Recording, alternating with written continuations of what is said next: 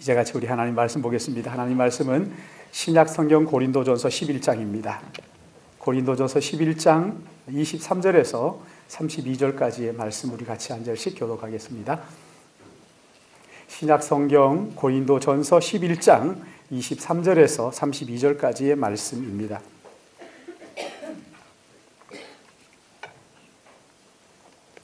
제가 먼저 23절 봉독합니다. 내가 너희에게 전한 것은 주께 받은 것이니 곧 주 예수께서 잡히시던 밤에 떡을 가지사 축사하시고 떼어 이르시되 이것은 너희를 위한 나의 몸이니 이것을 행하여 나를 기념하라 하시고 19에 또한 그와 같이 잔을 가지시고 이르시되 이 잔은 내 피로 세운 새 언약이니 이것을 행하여 마실 때마다 나를 기념하라 하셨으니 너희는 이 떡을 먹으며 이 잔을 마실 때마다 주의 죽으심을 그가 오실 때까지 전하는 것이니라. 그러므로 누구든지 주의 떡이나 잔을 합당하지 않게 먹고 마시는 자는 주의 몸과 피에 대하여 죄를 짓는 것이니라. 사람이 자기를 살피고 그 후에야 이 떡을 먹고 이 잔을 마실지니 주의 몸을 분별하지 못하고 먹고 마시는 자는 자기의 죄를 먹고 마시는 것이니라.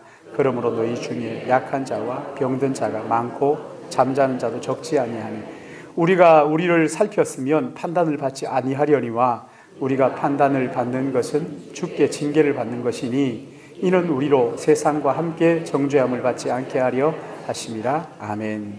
우리 같이 기도하겠습니다. 사랑의 하나님 아버지, 이렇게 주일 첫날, 한 주간의 첫날 하나님 앞에 나와서 예배하며 주의 은혜와 사랑을 사모하고 갈망하고 우리가 사는 것은 내가 사는 것이 아니요 내 안에 그리스도께서 사신 것이라 고백하며 나의 주인이신 예수 그리스도 앞에 예배하고 경배드리며 거룩한 영광을 올릴 수 있도록 이렇게 불러주셨사오니 감사합니다.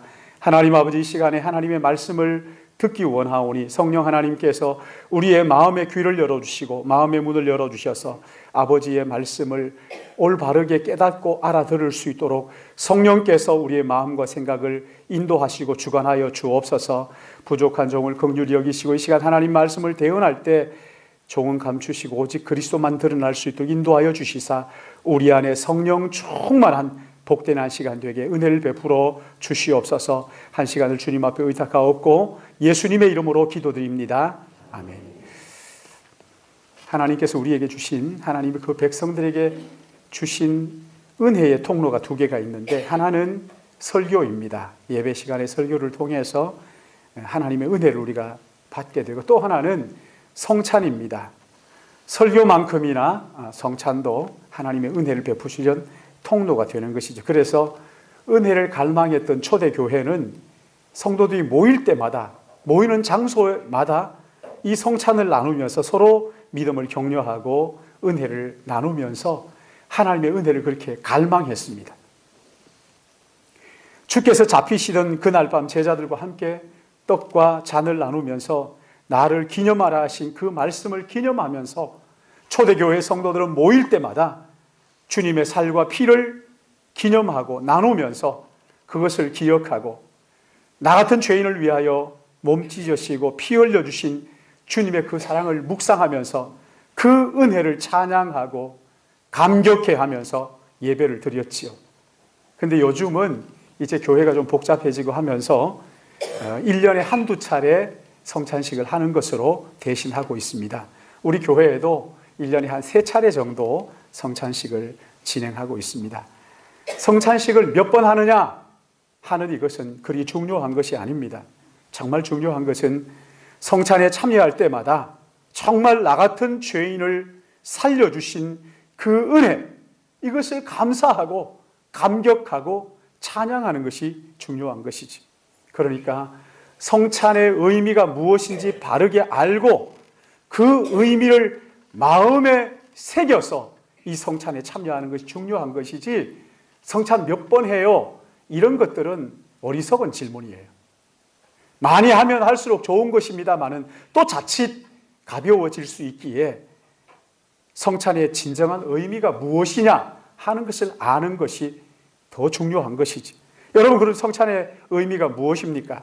오늘 본문에 보시면 주님은 떡을 가지사 축사하시고 떼어주시면서 이것이 너희를 위한 내 몸이라 이렇게 말씀하셨고 19에 또한 잔을 가지사 이 잔을 이 잔은 내 피로 세운 새 언약이라고 말씀하시면서 이것을 행할 때마다 나를 기념하라 이렇게 말씀하셨어요. 주님께서 나를 위하여 살을 찢어주신 그 떡을 가지고 나누고 주님이 흘려주신 그 보혈의 피를 기억하고 잔을 나누는데 이것을 언제까지 그렇게 하라고 하시는지 26절 말씀 우리 같이 읽습니다. 시작. 너희가 이 떡을 먹으며 이 잔을 마실 때마다 주의 죽으심을 그가 오실 때까지 전하는 것이니라. 언제까지 전한다고요? 주님이 오실 때까지, 예수님 재림하실 그때까지, 다른 말로 하면 내가 이 세상을 떠나는 마지막 그때까지 성찬을 통하여서 주님의 죽으심을 되새기라, 기억하라 이렇게 말씀합니다.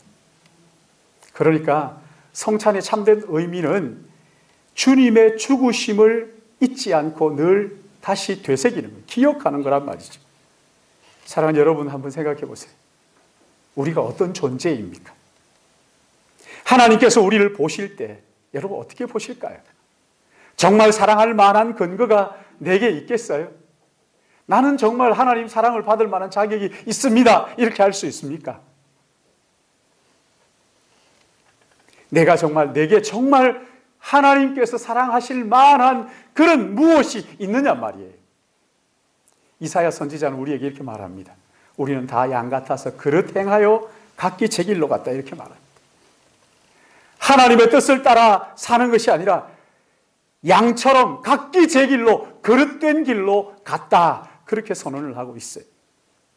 로마서에서는 모든 사람이 죄를 범하였으며 하나님의 영광에 이르지 못했다, 하나님의 사랑받을 만한 자격이 우리 안에는 하나도 없다, 이 얘기예요. 선을 행하는 사람이 없으니 한 사람도 없이 다 치우쳐 죄에 빠졌다고 말씀을 하고 있습니다. 여러분, 로마서 7장 24절 말씀을 보시면은 그런 자기의 모습을 바라보면서 한탄이 나옵니다. 오호라, 나는 공고한 사람이로다. 이 사망의 몸에서 누가 나를 건져내랴. 여러분, 이게 우리의 실존이에요. 오호라, 나는 곤고한 사람이로다. 내 안의 죄를 바라보면서 탄식하고 슬퍼할 수밖에 없는 그것이 우리의 모습이란 말이죠. 죄로 얼룩진 우리의 모습. 여러분, 그러나 그런 우리를 사랑하셔서 하늘의 영광을 버리시고 낮고 천한 이 땅에 오셔서 십자가를 지심으로 멸망의 자리에 있는 우리를 구원하신 예수 그리스도, 나를 위하여 십자가에 죽으신 그분을 기억하는 것이 성찬이란 말이죠. 여러분, 가슴에 손을 올리고 한번 생각해 보세요. 내가 무엇인데 하나님으로부터, 천지를 창조하신 그 하나님으로부터 내가 이런 사랑을 받을까?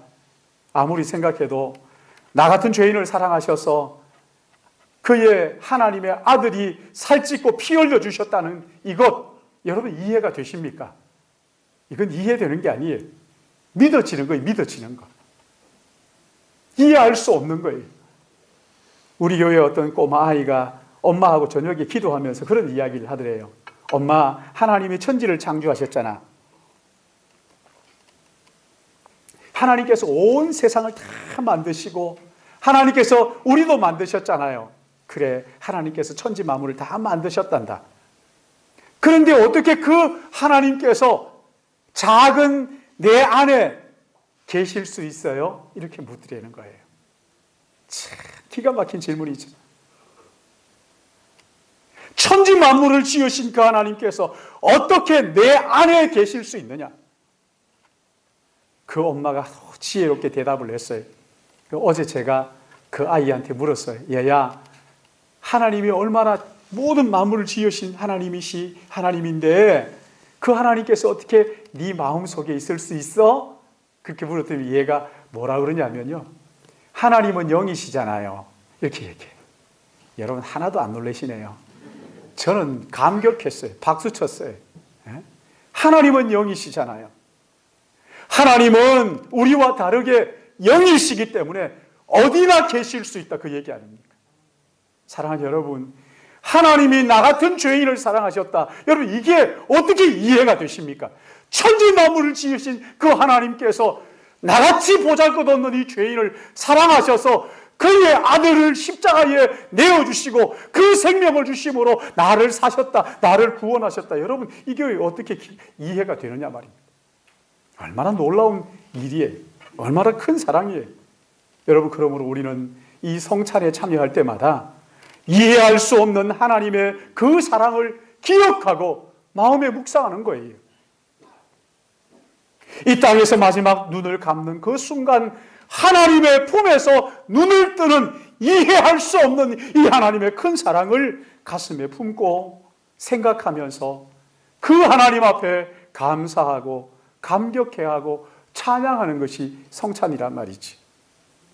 그런가 하면 우리가 성찬에 참여하는 이 은혜는 죽으실 뿐 아니라 다시 살아나신 예수 그리스도 그분이 내 안에 계신다는 것을 확인하는 거예요.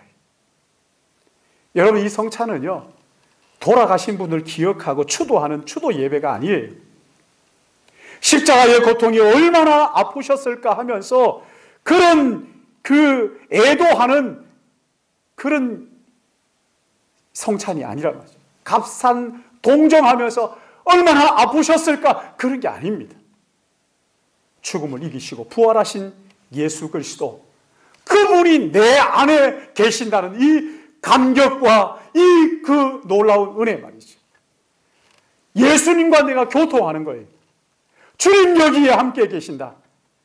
나를 구원하신, 죽으실 뿐 아니라 다시 살아나신 예수 그리스도 그분이 지금 우리와 함께 하시고 주님의 떡을 나누고 주의 잔을 나누는 그때에 내 안에 나와 함께 하시는 그 예수 그리스도와 교제하는, 그것을 묵상하는 거예요. 나와 함께 하시고 나를 용서하시고 나를 사랑하시고 나의 모든 죄를 용서하신 그 하나님의 은혜, 하나님의 그 사랑을 마음에 묵상하는 것이 성찬식이란 말이죠. 우리가 떡과 잔을 들고 하나님께 감사하는 이유가 주님이 나를 위하여 살을 찢으시고 피를 흘려주셨을 뿐만 아니라 그 주님이 내 안에 나와 함께 계시는 것, 나와 영원히 동행하는 것, 나와 교제하는 것, 주님과 내가 한 몸이 된 이것을 감사하고 찬양하고 감격해하는 것이 성찬이라 말이죠. 사랑하는 여러분, 예수 그리스도는 죽음을 이기시고 다시 살아나셨습니다. 그 주님께서 영으로 우리와 함께 하시는 것을 믿으시기 바랍니다. 지금도 그 주님이 우리가 이 떡을 먹고 잔을 나누는 여기에 함께, 지금 우리와 함께 하시는 것을 믿으시기 바랍니다. 우리가 이것을 믿음으로 주의 성찬을 먹고 마시는 것이 바른 성찬을 나누는 것이지. 우리가 성찬에 참여할 때 받는 은혜가 또 하나 있어요. 여러분, 교회는 주님의 몸입니다. 교회는 이 건물이 아니고 우리 구원받은 한 사람 한 사람이 교회입니다. 주님의 몸으로 부르심을 받았어요. 예수님은 교회의 머리이시고 우리는 교회, 주님의 몸이 되어서 한 지체들이에요. 그리스도와 한 몸입니다. 우리 서로가 같은 한 몸이 되었단 말이에요. 우리가 그리스도 안에서 한 몸이라는 것을 여러분 언제 체험하십니까? 아, 우리가 한 몸이구나. 이것을 언제 경험하는 거예요? 주의 성찬에 참여하고 떡을 떼며 잔을 나눌 때 내가 주님 안에 한 몸이라는, 한 몸에 참여하고 한 잔에 참여해서 우리가 그리스도 안에서 하나라 하는 것을 성찬을 통해서 확인하는 거예요. 성도 간에 서로 교제, 성령 안에서의 코이노니아를 이 성찬을 통해서 맛보게 되는 거지. 그러나 자칫 잘못하면 이 성찬을 고린도 교회처럼 잘못 행하여서 죄를 범하는 경우도 있습니다. 여기 27절 말씀을 여러분 보세요. 27절 우리 같이 읽습니다. 시작. 그러므로 누구든지 주의 떡이나 잔을 합당하지 않게 죄를 짓는 것이니라. 아멘. 여기에 보시면 누구든지 주의 떡이나 잔을 합당하지 않게 먹고 마시는 자는 어떻게 하는 거라고요? 주의 몸과 피에 대하여 죄를 짓는 것이다. 29절 말씀에도 보시면 주의 몸을 분별하지 않고 먹고 마시는 자는 자기의 죄를 먹고 마시는 것이 된다고 말씀을 하셨습니다. 여러분, 어떻게 하는 것이 주의 떡이나 잔을 합당하지 않게 먹고 마시는 거예요. 우리가 주의 성찬에서 나누는 떡과 잔은 죄인 된 우리를 위하여 찢기신 살과 흘리신 피란 말이에요. 그렇기 때문에 누구든지 성찬에 참여하기 전에 나를 위하여 살 찢기고 피 흘려주신, 다시 말하면 나를 위하여 살 찢기고 피 흘릴 수밖에 없는 내가 죄인이라는 것을 참여하는 마음이 있어야 바른 성찬이 되는 거예요. 어떤 사람은 그렇게 말합니다. 우리가 하나님의 자녀로 한번 용서받았으면 됐지 뭘 또 다시 회개하느냐 그렇게 말하지만, 여러분, 하나님의 은혜가 우리에게 넘친 게 맞습니다. 그러나 주님의 성찬을 대할 때마다 나 같은 죄인을 위하여 살 찢어주시고 피 흘려주신 그 예수 그리스도 앞에서 나의 이 죄인됨을 솔직하게 인정하고 고백하는 것이 필요한 거예요. 주님, 나는 죄인입니다. 주님이 십자가에 죽으심은, 살 찢으시고 피 흘리심은 나의 죄 때문입니다. 내가 죄인입니다. 나는 주님을 믿습니다 하면서 회개하는 마음, 이것이 우리 안에 있을 때 비로소 참된 성찬이 되는 것입니다. 하나님을, 은혜를 알면 알수록, 하나님의 사랑을 알면 알수록 하나님 앞에 자기의 죄된 것이 더 분명하고 확실하게 드러나게 되는 거예요. 그래서 자기 자랑하지 않습니다. 자기 내세우지 않습니다. 나는 하나님 앞에 죄인입니다. 나 때문에 주님이 십자가를 지셨습니다. 고백하는 이 사람이야말로 합당하게 먹고 마시는 것이지. 또 하나는 회개하는 마음과 함께 우리에게 있어야 되는 것이 무엇이냐면, 회개해서 끝나면 안 됩니다. 주님의 십자가의 죽으심은 나의 죄 때문입니다라는 이 신앙 고백 말이죠. 주님, 내가 주님의 만찬 앞에서 고백합니다. 주님의 죽으심은 나를 위한 것입니다. 그러기에 나는 주님을 믿습니다. 나는 그 주님을 믿음으로 영원한 생명을 얻은 것을 나는 확신합니다 하는 이 신앙 고백이 있어야, 나를 위하여 죽으신 분은 하나님의 아들 예수 그리스도이십니다 하는 이 신앙 고백이 있어야 바른 성찬이 되는 것입니다. 여러분, 세례를 받은 사람만 이제 성찬에 참여하게 됩니다. 그러나 더 은밀하게 말하면, 세례를 받은 사람이라 할지라도 이 사람이 정말 예수 그리스도를 나의 구주와 주님으로 영접하지 않고 자기의 죄인됨을 고백할 수가 없고, 나를 위하여 예수님께서 십자가에 죽었습니다, 예수님은 나의 구세주이십니다 하는 것을 분명하게 고백하지 못한다면 그 사람은 성찬에 참여해서 안 되는 거예요. 그러나 아직 내가 세례를 받지 않았다 할지라도 예수 그리스도는 나의 구주와 주님이십니다, 나 같은 죄인을 구원하시기 위하여 십자가에 돌아가셨습니다, 나는 그 주님을 믿습니다, 그 주님은 나의 구원자이십니다, 이렇게 분명하게 고백할 수 있는 사람은 이미 성령 세례를 받은 사람이기 때문에 주의 성찬에 참여할 수가 있는 거예요. 잘못된 게 아니에요. 참여할 수 있어요. 그러나 아직까지 세례를 받았다 할지라도 죄를 회개하지 않고 예수 그리스도가 나의 구주와 주님이라는 것을 고백하지 못하는 사람이라면, 주의 만찬을 먹고 마시는 것은 주의 몸을 분별하지 못하고 먹고 마시는 것이고 자기의 죄를 먹고 마시는 것과 다름이 없다는 것을 기억해야 할 것입니다. 우리 가운데 한 사람도 성찬의 의미를 모르고 참여하는 사람이 없기를 바랍니다. 이 당시 고린도 교회에는 그런 문제가 있었어요. 이런 성찬의 어떤 격식이나 순서가 없었어요. 그냥 식사 자리에서 자연스럽게 식사를 하다가 둘러앉아서 식사를 하는 중에 떡과 포도주를 나누면서 주의 성찬을 베풀었어요. 그 당시 예수 믿는 사람들은 노예들이 참 많았어요. 그러니까 노예들이 늘 배가 고프죠. 그래서 이 만찬을 기다리는 거예요. 일주일에 한 번 모여서 있는 그 만찬에 일찍 가가지고 거기에서 배부르게 먹을 수 있는, 이걸 생각하면서 일찍 가서 거기에서 먼저 간 사람들이 배부르게 먹어버린 거죠. 그러니까 그 뒤에 오는 사람들은 다 먹고 음식이 없어가지고 참여할 수가 없는 거예요. 여러분, 이게 교회의 문제가 됐어요. 주님의 죽으심과 부활, 그리고 성도의 하나됨을 묵상하면서 참여해야 하는 이 거룩한 성찬이 무질서하게 돼버린 거예요.